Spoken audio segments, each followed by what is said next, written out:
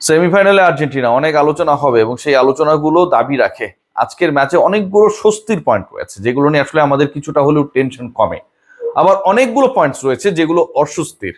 স্ক্যালোনির coaching দর্শন, অতিরিক্ত defensive হয়ে যাওয়া, একসময় আর্জেন্টিনা যেন টেনশনে পড়ে যাওয়া, 110 মিনিট পর্যন্ত এক গোল দিয়ে থাকা আর্জেন্টিনা শেষ 10 মিনিটে 2 গোল দিয়ে সেই প্রেশারটা কমিয়েছে।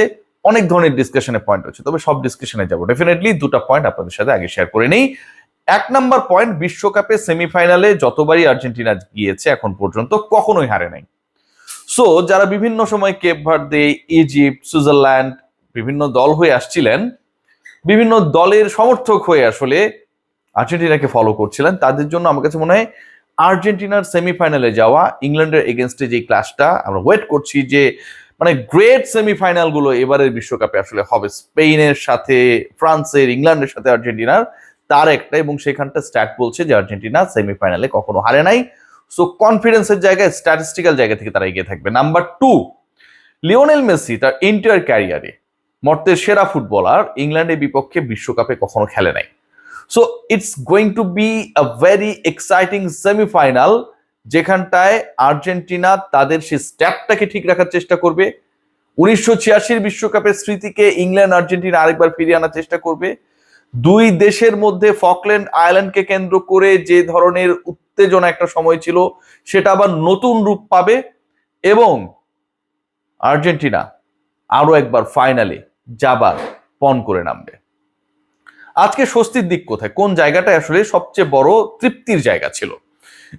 শুরুটা যদি করি, যে আজকে প্রথম 10 মিনিটেই আর্জেন্টিনা লিড পেল, লিওনেল মেসি এগেইন তার ক্রস, মানে ক্রস ঠিক বললে ঠিক হবে না, যে তিনি কর্নার নিলেন এবং সেখান থেকে ম্যাক অ্যালিস্টারে অসাধারণ হেডার। 10 মিনিটের মধ্যে সুইজারল্যান্ডের বিপক্ষে এগিয়ে গেল আর্জেন্টিনা। যারা খেলাটা সকালে উঠে দেখছিলাম, 10 মিনিটের মধ্যে যখন আর্জেন্টিনা এগিয়ে গেল, সবার মানে ভাবনার মধ্যে কি ছিল? To be very honest, all were expecting যে অন্তত 3-1, 3-0, মানে মেইন টাইমের মধ্যে, I am not talking about the extra time, 90 মিনিটের মধ্যে হয়তো এরকম একটা মার্জিনে আর্জেন্টিনা জিতে যাবে। বাট সেই খেলাটা কোথায় গিয়ে ঠেকলো শেষ পর্যন্ত? 45 মিনিটস পর্যন্ত আমরা 1-0 এগিয়ে থাকা এবং পরবর্তী সময়ে আর্জেন্টিনা গোল রিসিভ করলো, যেই আর্জেন্টিনাকে কেন্দ্র করে মনে করা হচ্ছিল যারা 10 মিনিটে গোল করেছে এবং এবারের বিশ্বকাপে সেটা আর্জেন্টিনার ফাস্টেস্ট গোল। কোয়ার্টার ফাইনালে গিয়ে আর্জেন্টিনা তাদের ফাস্টেস্ট গোলটা স্কোর করলো। তার পরবর্তী সময় পুরো দলটা একদম shaky, super defensive, no creativity, no attack. 10 মিনিটে প্রথম গোল পাওয়া আর্জেন্টিনা 110 মিনিট পর্যন্ত ওই এক গোলেই থাকলো। 10 জনে পরিণত, এমবোলো লাল কার্ড দেখে তার নাটক নিয়ে আলোচনা হবে। মাঠ ছাড়ার পরে সুইজারল্যান্ড 10 জনে পরিণত হবার পরেও আর্জেন্টিনা গোলের দেখা পেল না। Definitely it's a matter of tensed. আপনাকে এই ব্যাপার নিয়ে ভাবতেই হবে, টেনশিত হতেই হবে, যে আপনি প্রথম 10 মিনিটে গোল পাবার পরে যে স্ট্র্যাটেজিতে গিয়েছেন, is that supportable or not? Number 1।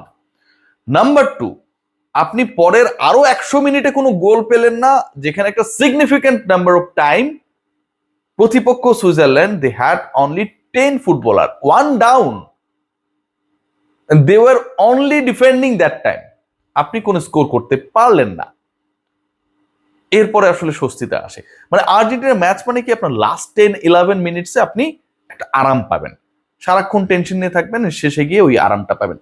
Last 10 মিনিটসের আরামটা কোথায় গেল? Lionel Messi again in attack, match চলছে এক্সট্রা টাইমে, 111তম মিনিট, লিওনেল মেসি কিক করলেন, বল ফিরিয়ে দিলেন সুইস গোলকিপার।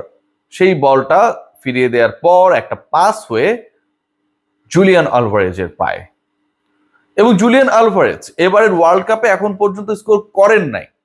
যেই আলভারেজকে নিয়ে অনেক প্রত্যাশা, যে আলভারেজকে নিয়ে অনেক স্বপ্ন, যে পরিণত আলভারেজ, 22-এর আলভারেজ যদি ডেঞ্জারাস হয়ে থাকে, যখন তার প্রতি এক্সপেকটেশন ছিল না, 26-এর আলভারেজ তো আরো পরিণত, ক্লাব ফুটবল মাতিয়ে আসা আলভারেজ।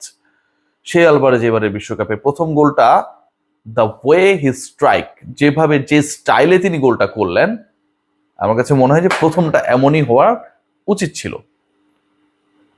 ধারাভাষ্য কক্ষ থেকে বলা হচ্ছিল যে আলভারেজের এই গোল অন্তত আরো 1 দশক পর্যন্ত আলোচনায় থাকবে। প্রায় 20 মিটার দূর থেকে বল কিক করলেন, সুইং হয়ে গোলকিপারকে বিট করে নেট করলো, আর্জেন্টিনা 2-1 এগিয়ে গেল। খেলার বাকি তখনও আর প্রায় 12 থেকে 13 মিনিট, সব মিলিয়ে বিশাল তৃপ্তি। আলভারেজ স্কোর করতে পারে নাই আগের 5 ম্যাচ পর্যন্ত, সেই আলভারেজ গোল করলেন। মেসি গোল করছেন কিন্তু আলভারেজরা গোল পাচ্ছেন না, সেই জায়গায় যেন সেই সকল প্রশ্নের উত্তর এই গোলটা দিয়ে দিল ইনস্টায়। বাকি থাকলো কে? লিওনেল মেসি না, তিনি অ্যাসিস্ট করেছেন, আজকে তিনি গোল করবেন না। ইংল্যান্ডের জন্য জমিয়ে রেখেছিলেন মেসি, আর ইংল্যান্ডের জন্য প্রিপারেশনটা আজকে ভালোভাবেই নিলেন আলভারেজের পরে লটারো মার্টিনেজ। ম্যাচ যখন একদম শেষের মুহূর্তে 2-3 মিনিট বাকি, লটারো 121 মিনিটে গিয়ে এবারের বিশ্বকাপে তার সেকেন্ড গোল করলেন, আজকের ম্যাচে থার্ড গোল। আগেরটা ছিল পেনাল্টি গোল, বাট এবার যে গোলটা করলেন কাউন্টার অ্যাটাকে আর্জেন্টিনা যেভাবে এই গোলটা আদায় করে নিল এবং শেষ 10 মিনিটে যেভাবে খেললো, প্রথমত এরকম অ্যাটাকিং আর্জেন্টিনা যে কোনো দলের জন্য বিধ্বংসী। লাস্ট ম্যাচে ইজিপ্টের বিপক্ষে যেই কাজটা করেছিল আর্জেন্টিনা, আজকে যেন সেটারই একটা ছোটখাটো ডামি হয়ে গেল। And Alvarez and Martinez, both of them, they are now in form. They have got the confidence যেটা ল্যাকিংসটা ছিল।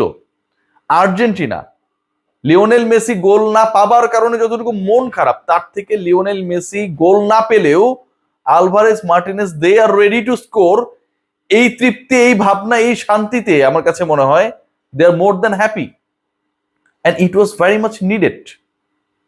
ম্যাকঅ্যালিস্টার, আলভারেজ অ্যান্ড মার্টিনেজের 3 গোল আজকে আমার কাছে মনে হয় যে was very much needed for Argentina. But যেই সময় আর্জেন্টিনা গোলগুলো করেছে, এক্সট্রা টাইমে খেলাটা চলে গেছে, that was not convincing, expected. এটাকে সাপোর্ট করার কোনো সুযোগ নেই। The way Lionel Scaloni actually think and the philosophy after scoring the first গোল, এটা কোনোভাবে সাপোর্টেবল না। নাটক অনেক হয়েছে, নাটক করতে গিয়েই ইনফ্যাক্ট লাল কার্ড দেখেছেন, এবং সেই লাল কার্ডের কারণে একটা সময় সুইজারল্যান্ড 10 জনের পরিণত হয়েছিল। এই 10 জনের এগেনস্ট আর্জেন্টিনা কি করতে পারে সেটাই করেছে, যা 11 জনের বিরুদ্ধেও তারা করেছিল। ওইখানটায় আমরা কোনো এক্সট্রা কোনো কিছু দেখতে পারি নাই। আলভারেজ মার্টিনেজের গোলের পাশাপাশি have to praise Emi Martinez. আজকে যেভাবে কিপিং করেছে লাস্ট 5 গেমসে যদি দেখেন, দ্যাট মনে হচ্ছিল যে মানে তিনি কেন যেন শেকি, তার বডি চলছে না, রিফ্লেক্স প্রপার না। অনেক ক্ষেত্রেই যখন স্ট্রাইকার বা অ্যাটাকার বল নিয়ে সামনে এগুচ্ছেন, তিনি তার পজিশন থেকে সরছেন না, সামনে আগাতে চাইলেও বা মানে পারছেন না।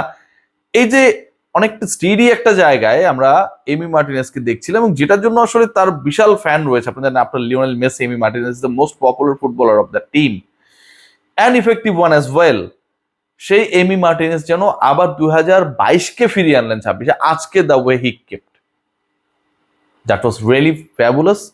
অ্যান্ড আমার কাছে মনে হয় অন্তত 3টা ভালো সেভ করেছেন, যেখান থেকে একটা হলেও গোল হতে পারতো। And if that happened, Argentina could be in great trouble. Argentina finally to the semifinal. আর্জেন্টিনার এই সেমিফাইনালটা, আবারও বলবো, এটা একটা বিশেষ ব্যাপার, কারণ কখনোই আর্জেন্টিনা সেমিতে হারে না। কখনোই ইংল্যান্ডের বিপক্ষে লিওনেল মেসি খেলেন নাই। সো কখনোই সেমিতে না হারা আর্জেন্টিনা লিওনেল মেসির অধিনায়কত্বে এবার কি করে সেটা দেখার অপেক্ষায়। 8 গোলের লিওনেল মেসি অবশেষে তার টানা 5 ম্যাচে গোল স্কোর করার পরে থামলেন।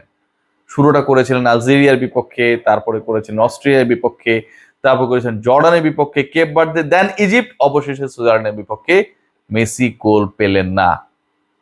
It's little bit of upsetting for me. সবাই ভালো থাকবেন।